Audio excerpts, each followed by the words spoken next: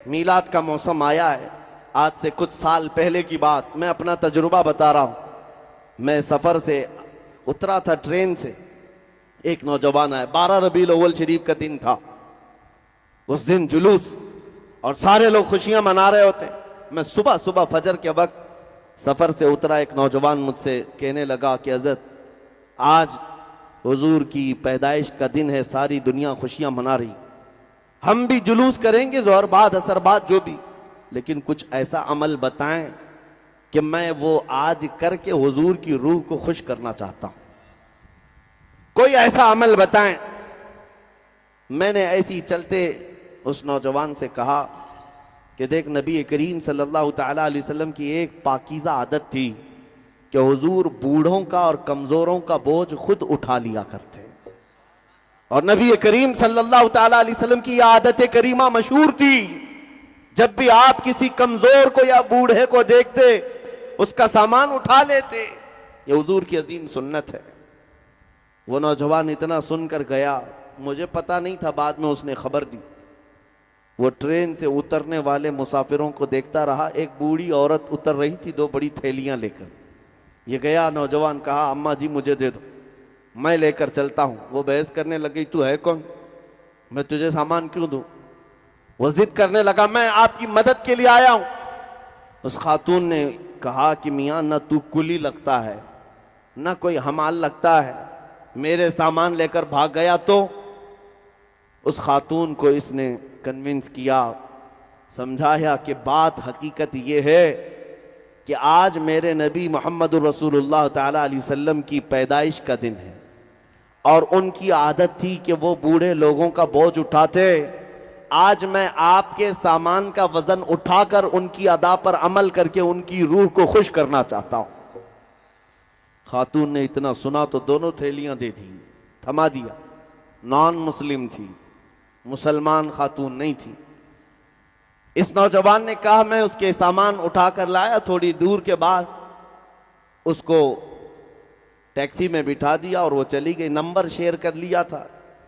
میرے عزیزو، یہ دن میں کبھی ایسے آنے والے اتفاقی واقعات ہو سکتے ہیں، لیکن تمہیں اندازہ بھی نہیں کہ یہ اتفاق کتنا بڑا انقلاب بھی ہوتا ہے.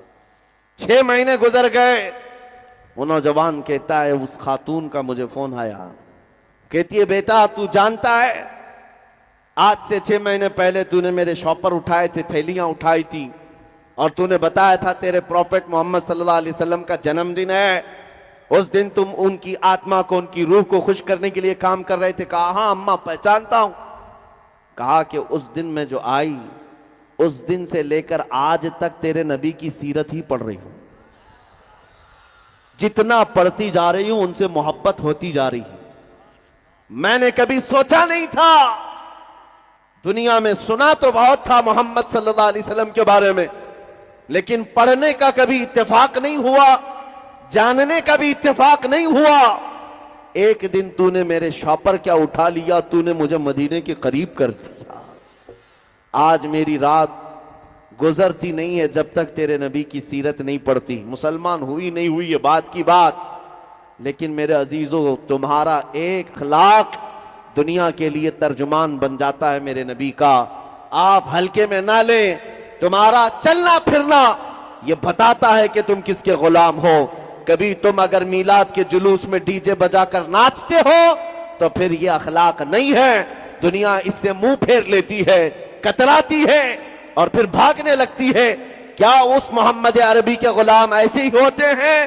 تو پھر فرق کیا ہے؟ وہ جو نشہ میں ناچتے ہیں اور ان میں فرق کیا رہ جاتا ہے؟ اسی لیے میرے عزیزو، یہ میلاد کا موسم آتا ہے تو ناچ کر تھرک کر کے اپنے خواہشات کو مکمل کرنے کے لیے نہیں آتا. سڑکوں پر اترے تو تمہاری نظریں نیچی ہوں، تمہارے لبوں پر میرے آقا کا درود ہو. ایک ایسا ڈسپلین ہونا چاہیے کہ لوگ نہ دیکھیں کہ نہ چاہے بھی تو ان کی نظریں اٹھ جائیں.